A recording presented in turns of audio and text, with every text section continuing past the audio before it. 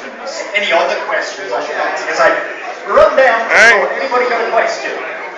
Anybody? Anybody? Oh, our friend over here.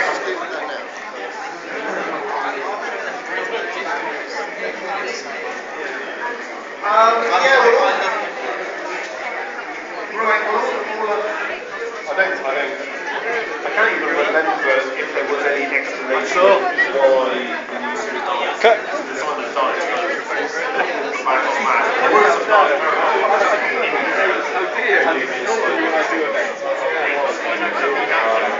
so in the world of Daleks, I can't remember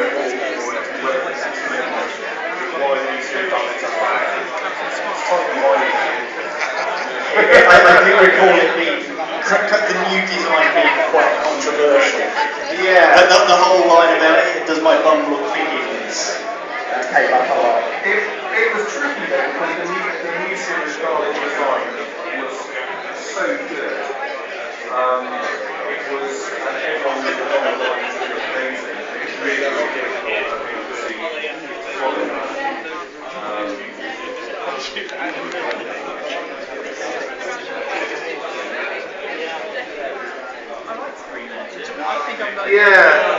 I don't know, we are quite I think Daleks remain scary.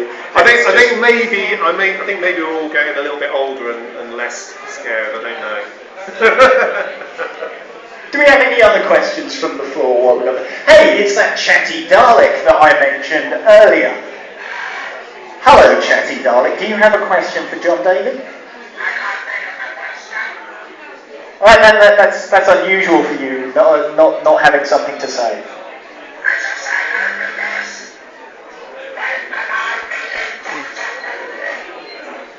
When can the Dalek be in Doctor Who? The Dalek, or I don't know. This Dalek? Well, you never know. Any time, you never know. Could be seen. And what would you do if you did get to be in Doctor Who?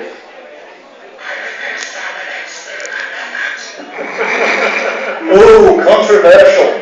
On that bombshell. That's because he's a human being. On that bombshell. Has everybody enjoyed talking to John Daly? Well, I certainly enjoyed talking to John Daly. He's going to be over in that corner. If people want to have a chat with him, get something signed, get a photo with him. Come over, have a chat. Yeah. Any questions? I'll be here all day up to maybe Well, it's been an absolute pleasure, and big round of applause. John David.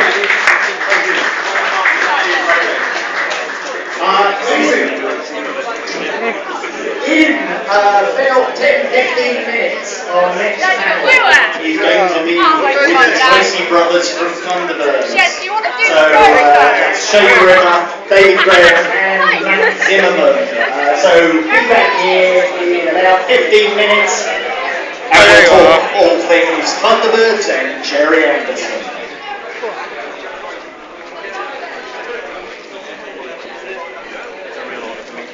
And he glanced up and smiled and said thank you. And then, Did you manage to think of the question and the answer I gave? not yet.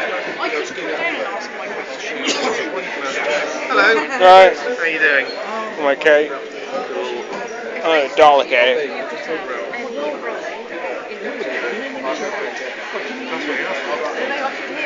Oh, I'm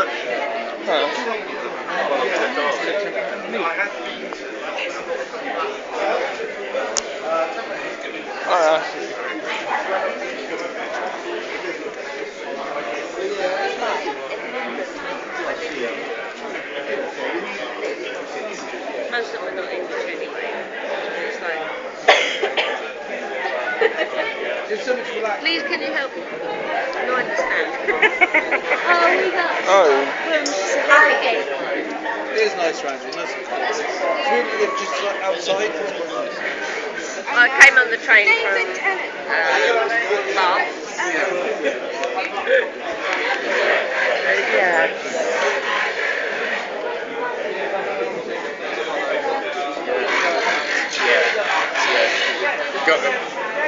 saw Genesis when Yeah. it's repeated at Christmas 81 and the resurrection was my first time. Come on, Claire, give the Dalek a hug. Come on. There you go. Do you want to have a picture taken with the Dalek, Daddy? Yeah, should we have our picture taken with the Dalek, buddy? And you're my favourite person.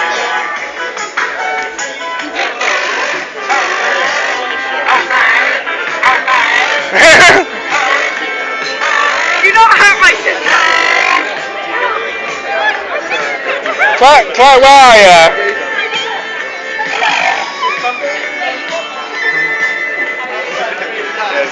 What are you going to do? Conjure me to death?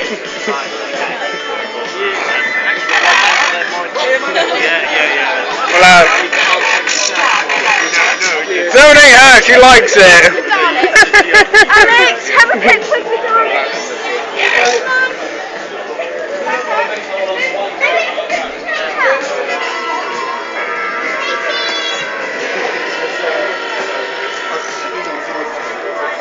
I'll put your phone away.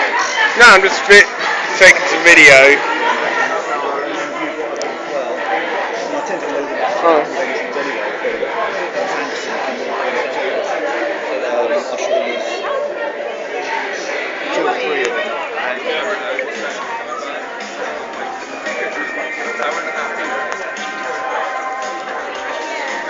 What have I said to you?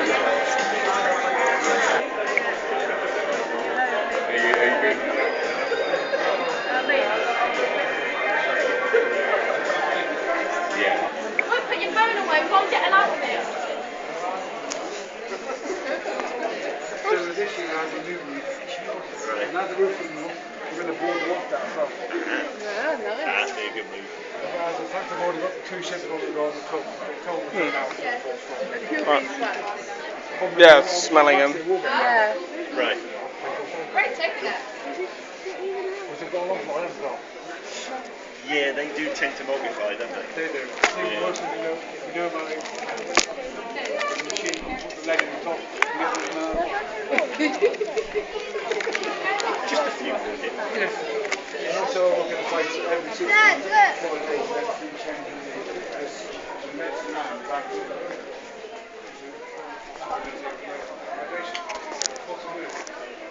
it doesn't, you have to do that. You don't know.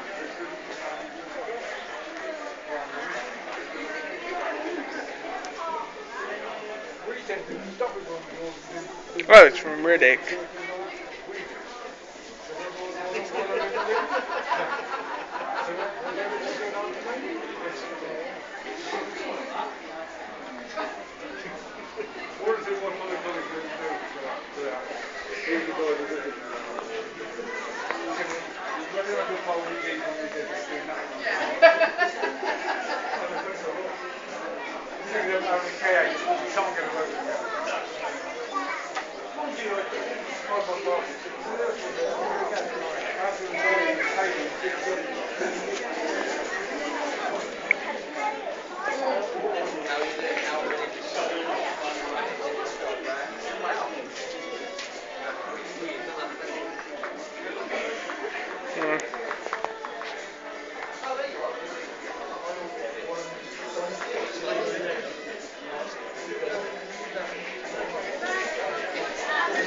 And you collect everything.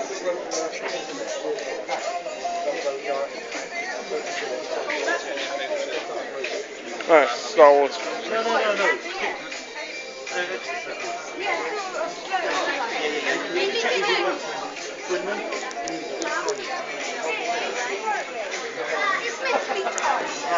I had those. I got rid of my shoulder.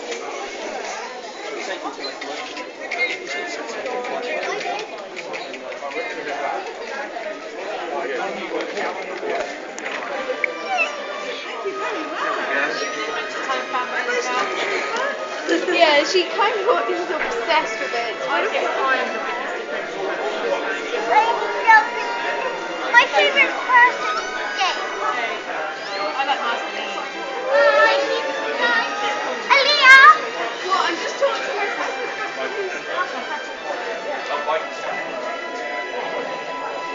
Okay.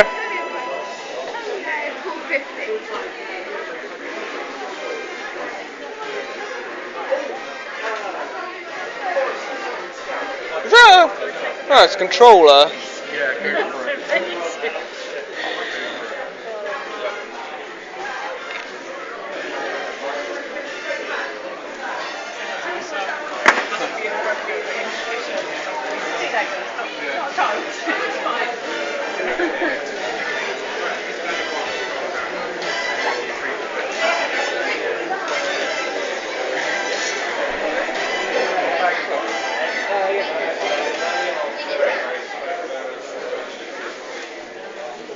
Oh, little group.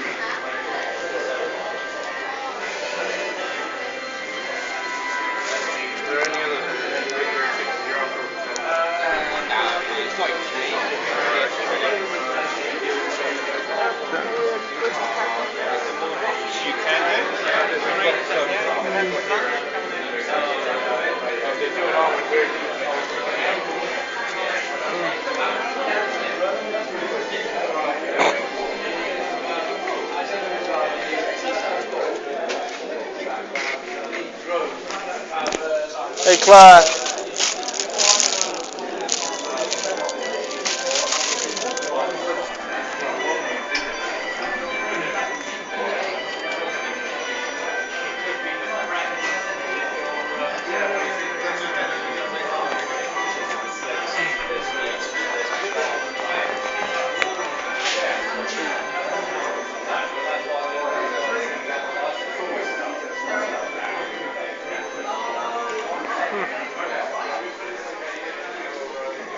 Dame. No idea that is. I love Mr. Baby. Star Wars, Dalek. Yeah.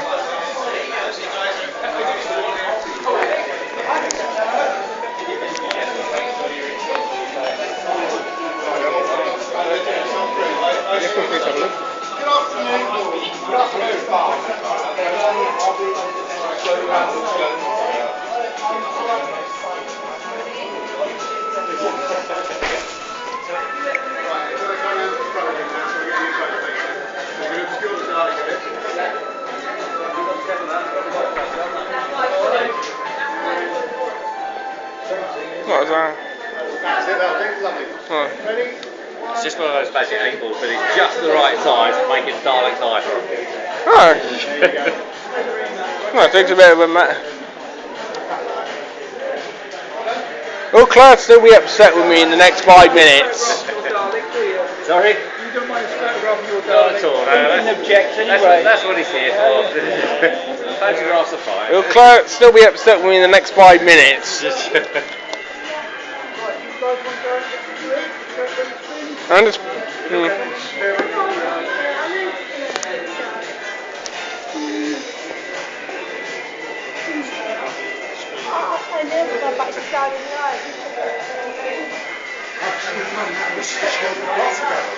there somebody in that, or... Come on, Claire, give the Dalek a hug.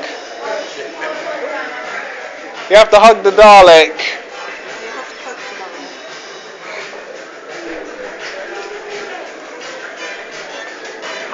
Alright.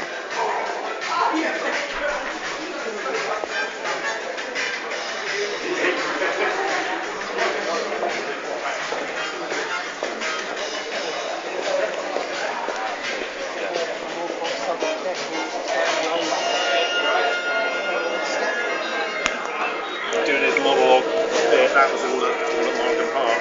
Funny enough, I wasn't in that scene. I had a call saying, do you want to do this? No, that's right, that's just updates available, yeah. So I, the guys that did those Roman soldiers said it's probably one of the worst things they ever did, because it was like 5 degrees and they're in rain and they're dressed as Roman soldiers all night, so... What a fantastic job to have. Oh yeah. I missed the beginning of your talk when it gets some package for. Right. I wanted to ask how you sort of fell into it. You got some announced previously, or? No, not really.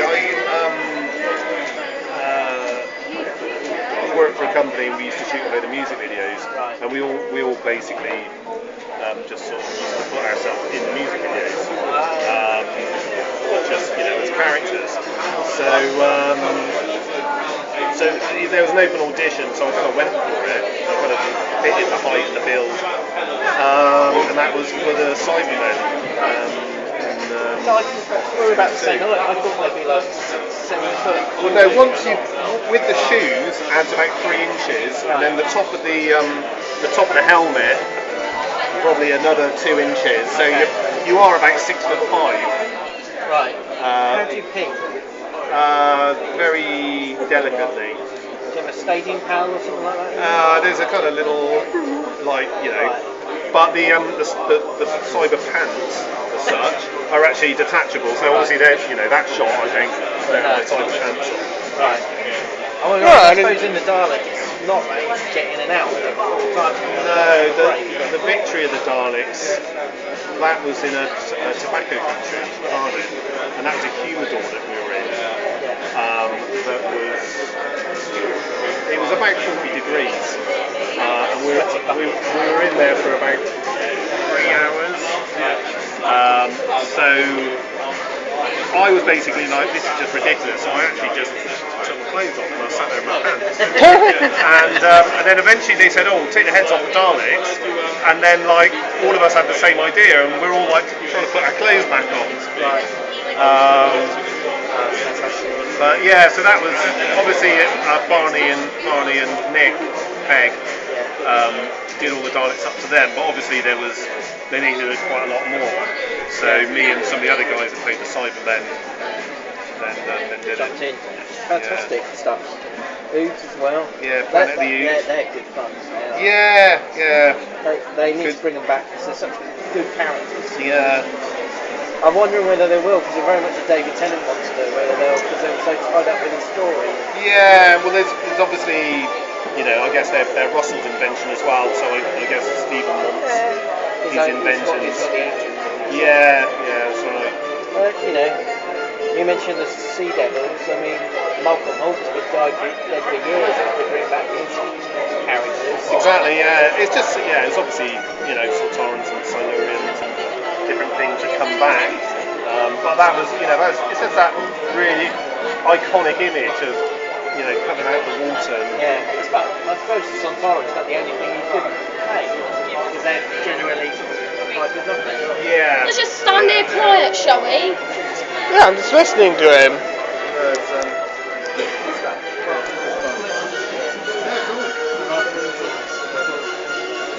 Yeah, he does the person in the Dalek suits and that. Ladies and gentlemen, new Sci-Fi Southwest here in the auditorium at the Civic Centre here in Trowbridge. This year, 2015, it's the 50th anniversary of probably the best known of the Gerry Anderson shows, Thunderbirds. The 3 gentlemen I'm about to invite onto the stage played 3 of the Tracy brothers amongst other characters. They have a career that covers so many other things as well. Between them, they've done Doctor Who, Star Wars, Bond films, Superman, Batman, The Hitchhiker's Guide to the Galaxy. I believe even one of them may want to forget that they were in the Anton Deck movie Alien Autopsy. But yeah, the less said about that, the better. Let's bring them on stage. Please welcome Mr. David Graham, Mr. Shane Rimmer, and only coming last because it's alphabetical order, Mr. Matt Zimmerman.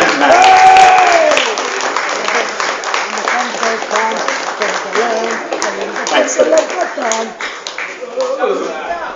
We're going to speak. Take a seat. Matt's decided he wants to perch.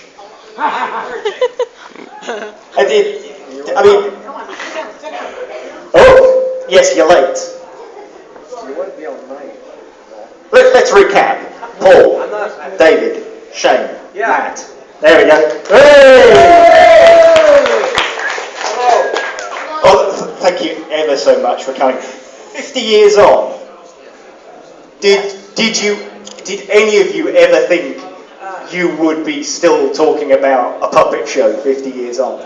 No. Yeah. I didn't think we'd be alive.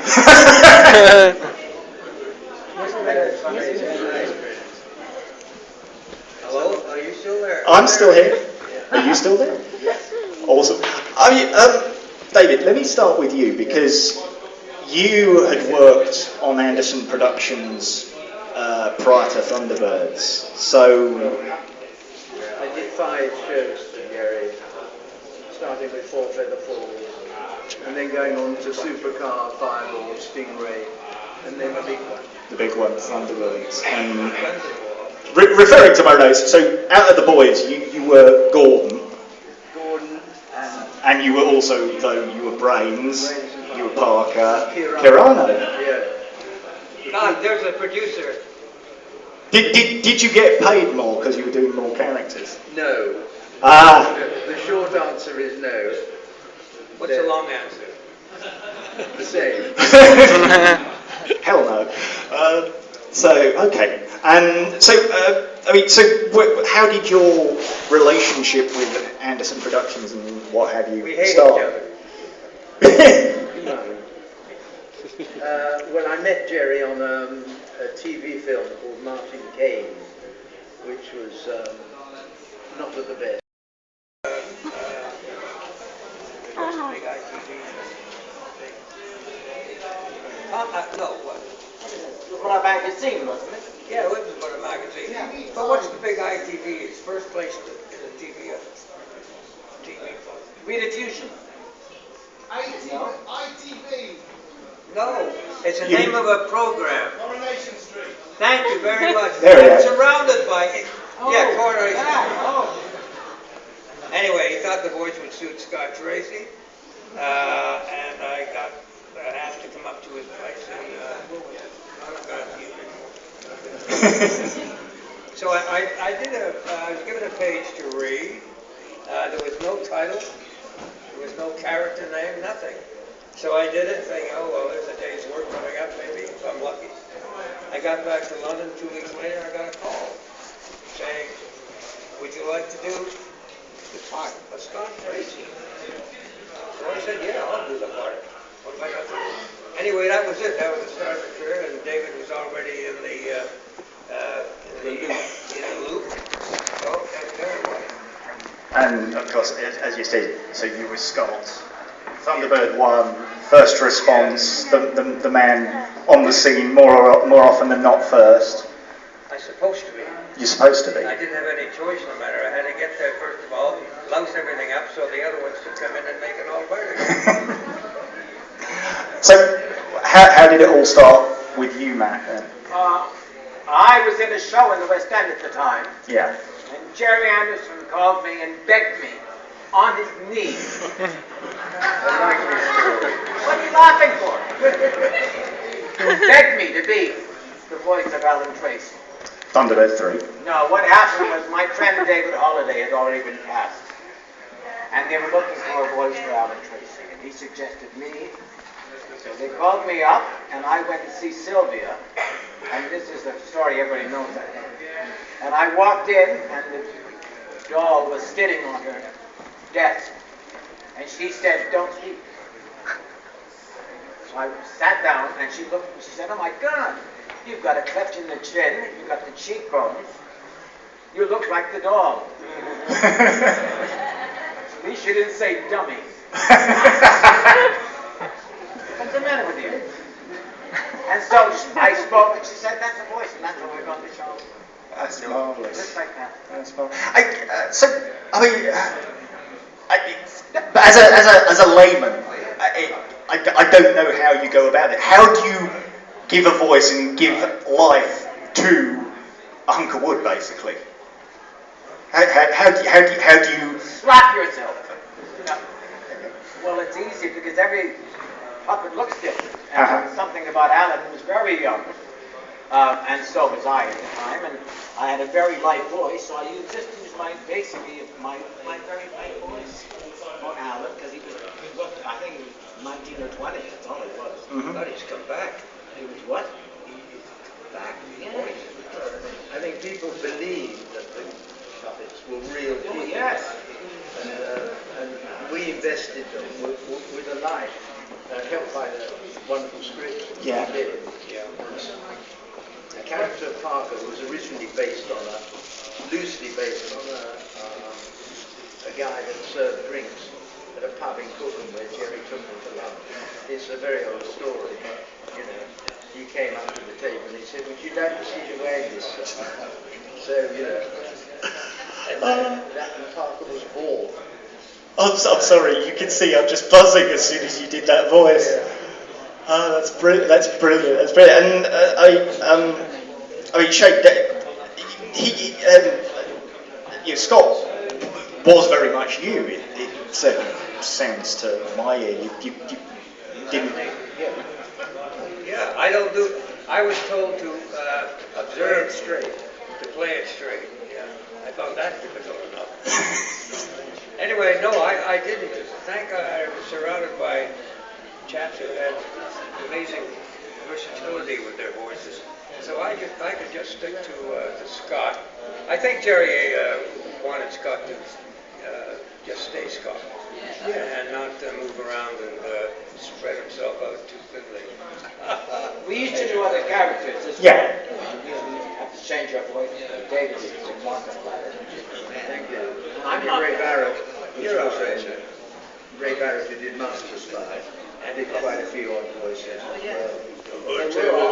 So a lot of the time we were playing three characters on one page, so we were talking to ourselves, as it were. Yeah. So would you actually talk to yourselves, or would you record and then record as the other character and splice it in, or what?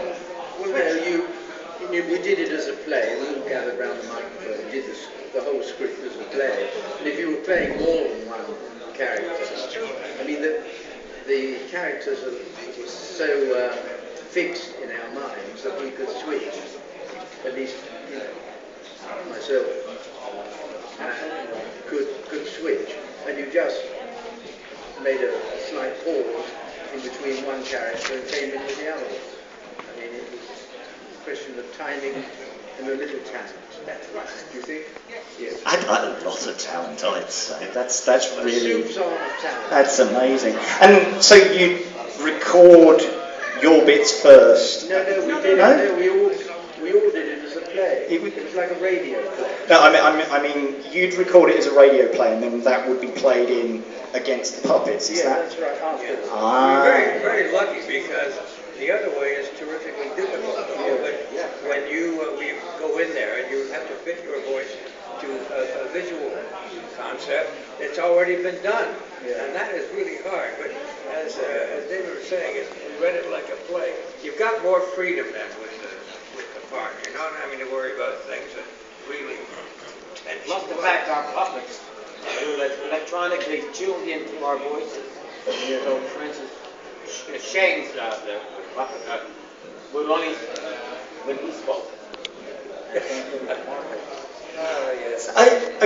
So you guys were playing brothers, and I've only seen a little of the interaction between you 50 years on, but I do get this kind of sibling rivalry almost. Ah, Yes. yes. They all go on. They were. I must say, we. I think it was like 2 years of filming overall, wasn't it? About that, yeah. We did 6, and then we have to go back and make it into an hour. And that. And those Sundays, right, to me, were wonderful. They were wonderful. We did 3 shows on the Sunday.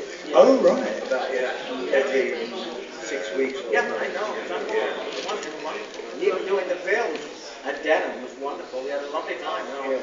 I've always got on. And it's one of those shows that never seems to have gone away. Not giving my age away, but I always remember Thunderbirds as being on during the in the morning on ITV during the summer holidays for me. And then later generations, there was the repeats on BBC Two in the 90s, and then Be on again. in the morning and repeat it in the evening. Yeah? You didn't know that? No?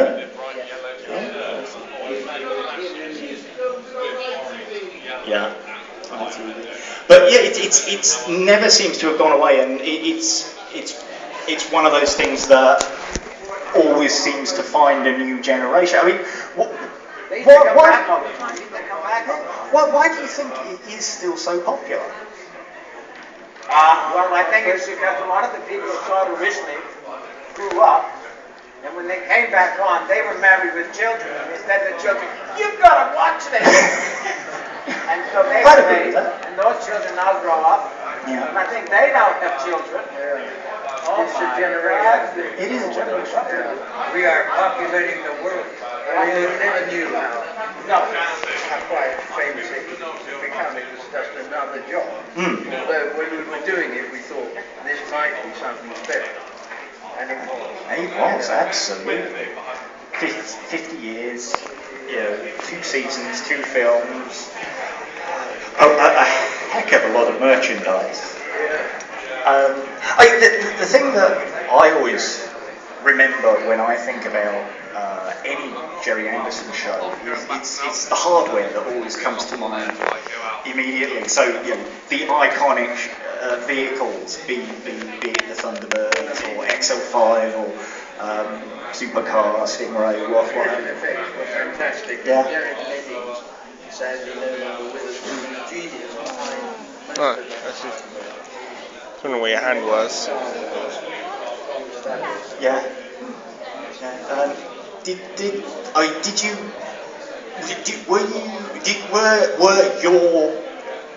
Was your hardware your favourite? So was Thunderbird 1 your favourite because it was yours, or?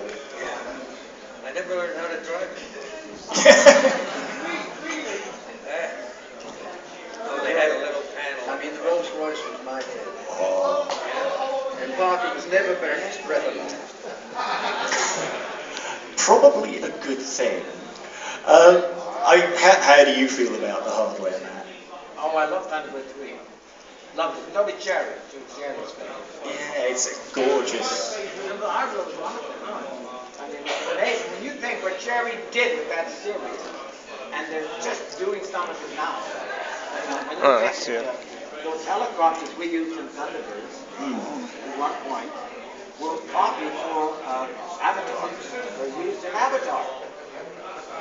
Inspirational and I mean, we were using the mobile legacy. phones Yeah. as the puppets before mobile phones were used. And the first spacewalk. Yes, that's right. Absolutely right. NASA copied it. It wasn't as good. Yes, absolutely right. Well, you think about Yes, NASA. You think about Thunderbird 2, we have massive cargo planes like that now that can literally lift off and 8 hours later they can pretty much be anywhere in the world. So And the stomach. yeah. And the other influence is International Rescue. There is an organization that goes around the world when there's trouble, doctors or whatever. Yeah. International Rescue was the name after the Thunderbirds. Quite. Over the years, you must have met a lot of fans, and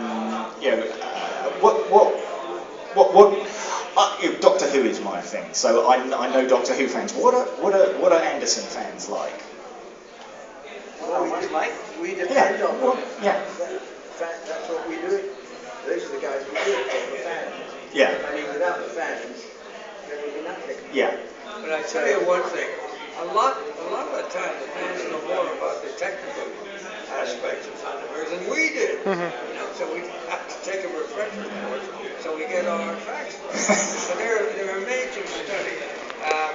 It's always nice to play in front of people who are interested in the series and also know about it, know how things work, and that's the way it sort of kept itself going so long. When it really took off with the fans, I get asked questions about it all the time. I had to go back, because I never really watched the series. It was a job. I had to go back and watch the series to know what they were talking about. And they were going on about the crocodiles. I thought, what the hell are they talking about? The crocodiles, alligators. So, and again, just. It's the best thing that ever happened. And it's a marvelous thing, something was contributed to the. I'll tell you one thing. Jerry was never malicious in anything he directed or produced or wrote. A lot of even very young juvenile series have this sort of lingering kind of sinister background. Jerry wouldn't have it. And that was the order that went out to all scriptwriters and to anybody else to any part of the direction of But one of the big things about Thunderbirds was that there was no gratuitous violence. Yeah. It was all, Black Eyes and Crash and Master Spy always got his comeuppance. Yeah. And I think it was labelled a certain amount of comedy and love. There's far too much violence in the world today. Yeah. God knows, Well, it was Thunderbirds was basically a show about high-tech firemen. Yeah. It wasn't about policemen solving a murder. I think the scripts from Thunderbirds hold up to this day. Oh, yeah. I think the scripts are one of the best bits of writing for any series forever. Touching on scripting, so if I remember rightly, Shane, you went on to write episodes of the later shows, didn't you? Episodes of the latest. Sorry, Tony Barwick, who was the script editor and who helped a lot of writers coming through, he started off from Silicon Valley, which is a computer center in America, as on the staff, figuring out all sorts of things to do with computers.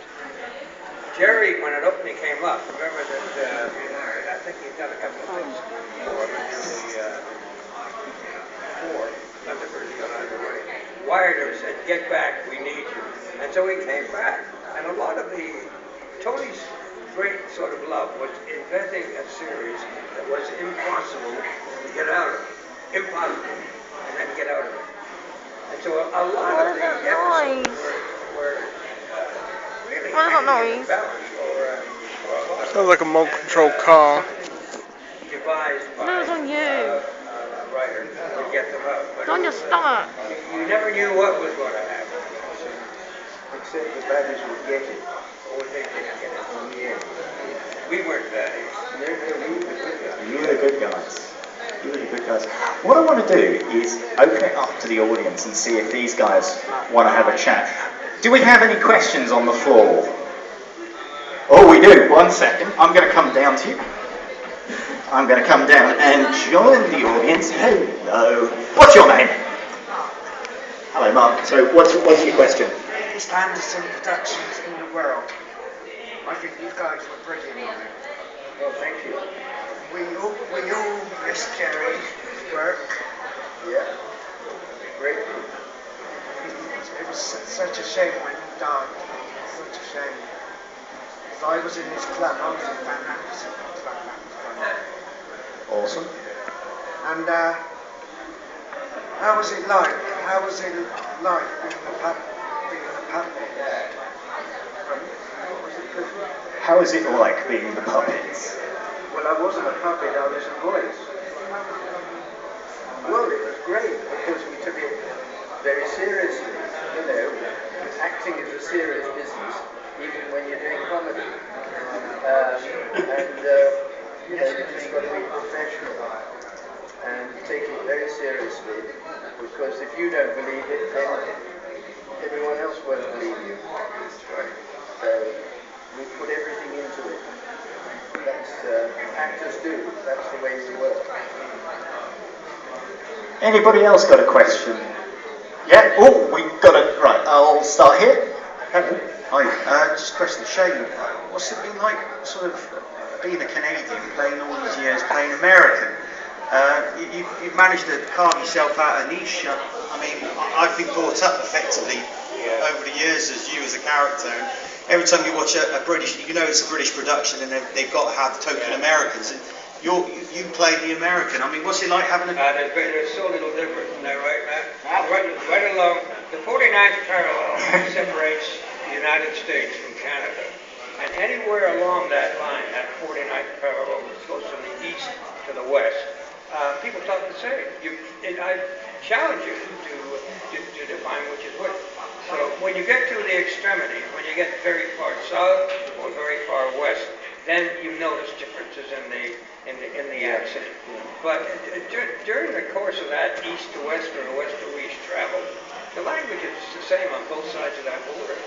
Yeah, it's just, I suppose, culturally it's different. Because I lived in Canada for 3 years, and you definitely feel a cultural difference between Canadians and Americans in their outlook and their attitude towards things. And it's like when you say Australians and New Zealander, it's an inferiority complex about America. I'm from Windsor and Detroit. Now, Windsor is south of America. America goes up, so Detroit is north. So the accent in Detroit, Windsor, is exactly the same. Exactly the same, no different at all. Could you figure that out? I can't. No, that's the point, and that's why it wasn't a difficulty. Any other questions? Yeah, we got one here. Hi guys. The Tracy brothers were named after NASA astronauts. Do you think it's a shame that we aren't exploring space more, that we're just stuck around our little planet, and the way we think and look at our lives, characters like the Tracy brothers help us become better human beings, I think.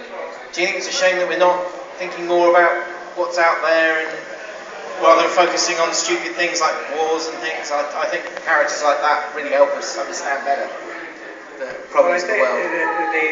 The problem is that it's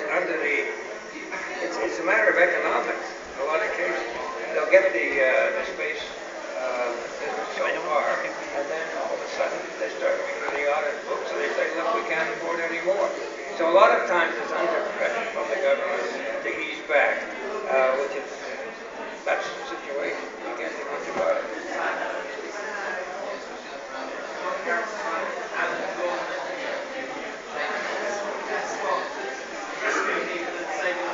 I don't know, what are you trying to say? Well, I just think it's a shame that we aren't doing more characters like that.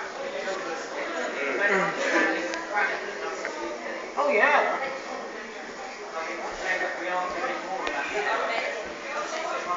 Well, the series has helped, because the ethos of the series that the good guys always win, and one hopes that other people on this troubled earth will take it to heart. People learn by our example. People never thought of the puppets as puppets. Yeah. I mean, they clued into that quite a way, so that therefore, if somebody was watching Shane's character, they would maybe emulate that when they got older. And I've had people come up to me, and I'm sure they as well, who said that watching Thunderbirds changed their life, literally changed their life. And I find that touching and hard to understand, but I think it's wonderful that it has. It's wonderful. It's touching. It affects somebody so much that they gave them an alternative route in their life. It's wonderful. Who else? Do we have anybody over this side? Gentleman over there. Come back here. Hello. Hi gents. Hi. Obviously live action and CGI now and animation are all very mainstream, and Super Mario Nation was very unique and still is very unique. Did you have any feelings yourselves about playing a part in that kind of production, in that it wasn't, it was quite unique in that it wasn't live action or animation? Did you have any feelings yourselves? Were you nervous about it because it was so distinct, or did you have any feelings of, wow, this is going to be really special because it's unique, or were you, worried in any way because it was different? You didn't really understand that, did you? Well, I wasn't totally understanding of it, but it is unique. It was unique, but the only thing that actors can do is to bring reality to scripts, and there was a progression in Jerry's work, of which the ultimate basically was Thunderbirds. Everything came together in storyline, and the special effects, you know, and hopefully in the acting. And I think in that way it was kind of unique. And you know, I hope I managed to answer your question. Yeah, I think what you have to realize is it was a very unique experience for us. But that wasn't the only job we ever did. I mean, you know, David's been in hundreds of plays, Shane's been in hundreds of films, I've done musicals, I've done 28 of them for God's sake. So, I mean, this is part of our life and a very unique part. You know, it's going to say in my tombstone he was a wooden actor. I don't care. Well, on my tombstone it's going to say, you rag, my lord.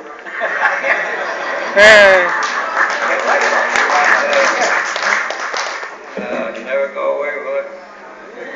All right. You Does that answer your question? Because I found it very hard to hear. Yeah. We got another question. Right here. Right here. As actors, if you sort of, you've had obviously very careers, if you had any favourite parts you'd like to go back to revisit or Sorry, Do you have favourite other roles? Oh, yes. Well, yeah, I mean, you know, I was in Olivier's company at the National for a while, and I was in a famous talking about Death of a Salesman. I was in the first production on television of it, playing Bernard, a young man. So, you know, every part you play as an actor is a privilege, and, you know, you try and make it your own, really. So, I've had a very long career, and it would be difficult to pick out certain parts that are my favourites. I loved a picture called Rollerball. I don't know if anybody has seen that. Yeah. It's a fantastic picture. Huh? James Caan. James Caan is right. We got to know him quite well on that one. And these fellows, what they did, that they got a track that was already there, and then they steepened it by every time you went a foot, I think, down towards the bottom, you picked up 5 miles an hour. It was the most amazing thing, like a tunnel of some kind. They had a lot of injuries in that. But and at the end of the film, a sports sort of media representative came and said, we'd like to buy the rights to it because we think this would be terrific, and everybody, can you imagine? I mean, a couple of people are on the edge of death from the injuries they received. Norman Jewison, who's the director, said no. That's enough. That's all you're going to see of it, and you're not going to get another piece of it. Enjoy the picture. You're not going to have it in any sort of reality. But it really took hold. Wait. What about yourself, Matt? About myself, I forgot what the question was. Do you have a favourite other role? Do I have a favorite other role? I don't know about favorite. I like shooting and Yeah, we were talking about that earlier, weren't we? Yeah, I love that. That was fun. I don't know about the favorite role. I mean, I've done Tony in the West Side Story, West End. That was one thing. City of Angels. Lovely show. Guys and Girls. What they have. They're all my favorite. When you're doing it, it's your favorite. My favorite one doesn't flop. I didn't want to go. Yes, I love flop. Spin of the Wheel. We ran for 2 weeks in the West End. I love this movie. I don't understand that. But there we are. It's the way it goes, isn't it, sometimes? Yeah, I know. I think we've reached the end. I'll make a pickle. Have we reached the end? I think so. I think we've reached the end. Well, let me come back up here and join these gentlemen, because I have to say it has been an absolute pleasure and a privilege to spend just a little time talking to the Tracy brothers. That's what it always comes back to. And long may that continue. Lots of things to celebrate during this 50th anniversary year. I'm sure we're going to see tons of you, because I'm sure there's like documentaries and things coming up. to celebrate the 50th anniversary, and there's the new show as well, and what have you. But in the meantime, sorry? There's a 2-hour documentary coming up. Well, there you go. I was right. There is a documentary coming up. The gentlemen are going to be here all day over in that corner. They'll be signing, there'll be photos. Shane, I think you've got your book. Is that right? Yes. Yes. There we go. I'm sure they'll be happy to talk further with each and every one of you. In the meantime, a big Sci-Fi Southwest round of applause for David Graham, Joe Brimmer, and Matt Zillerman.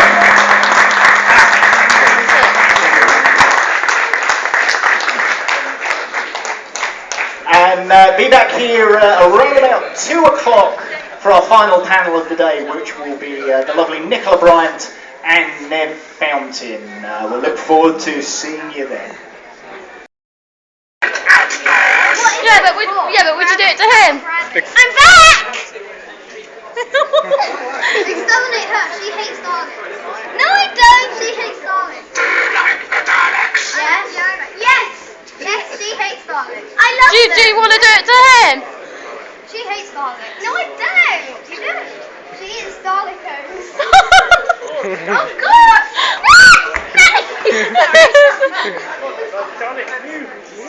He's gonna kill me! You're gonna smash up Daleks, I'm serious.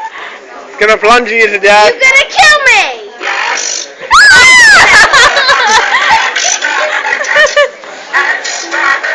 Calm down. Yeah, will you exterminate him because he's your mother's boyfriend? Will you do it to him, please? Please, him! Him! Don't exterminate me.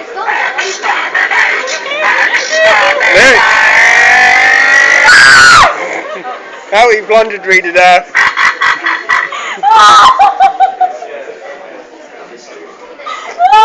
I hope that wasn't an actual plunger.